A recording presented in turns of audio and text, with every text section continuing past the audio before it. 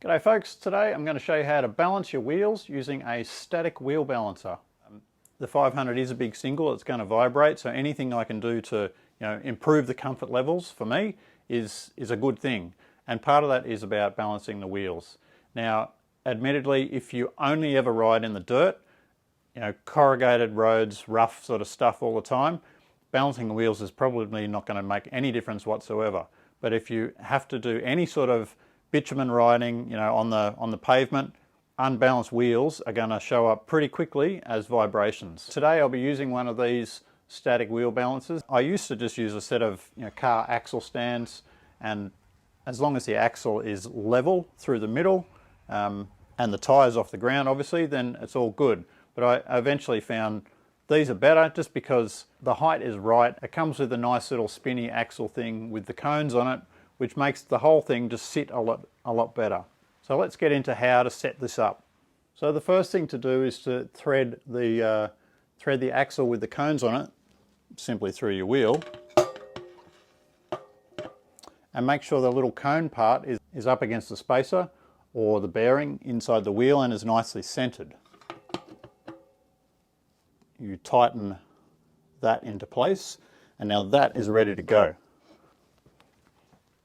When you put the wheel on there, just make sure that the axle is not touching on the frame of the stand on both sides, because you don't want any interference between the axle and the stand. You want the whole axle to rotate nicely on the spindle wheels. So I use a tyre pressure monitor on the bike with these little caps. They're small, yes, but there is some weight to them. They weigh about 10 grams each, so make sure these are on the wheel while you're doing this exercise. Now, there's a couple of different wheel weights that you can use. Now, I have used these strip ones in the past, these stick-on strip ones. More recently, I've gone to these round ones that sit on the spokes. Now, these come in different sizes. The large ones are 40 grams, the smaller ones are about 23 grams. And I quite like the ball type ones because you can get much finer adjustment and really easy to adjust. So the first thing to do is to work out where the heavy point is. And that's simply a matter of put the wheel there and just let it go. Once the wheel has settled with the heavy part at the bottom, all you've got to do is add weight to the top. The amount of weight that you use will depend on the wheel, the tube, but probably more importantly, it's the rim lock that's going to be the heavy part in these wheels. So some wheels don't have rim locks, so you won't need as much weight. I have found with these KTM wheels and the rim locks, I typically use about 3 of these little ball type weights. So that's about 120 grams. I'll just use 2 so you can see what happens when I use 2. So I've put 2 on, opposite, turn the wheel 90 degrees and let it go again and see what happens. And you can see it's still falling to the heavy part, to where the rim lock is. There's not enough weight on the other side. So I'll add the third little ball weight, turn it 90 degrees and let it go.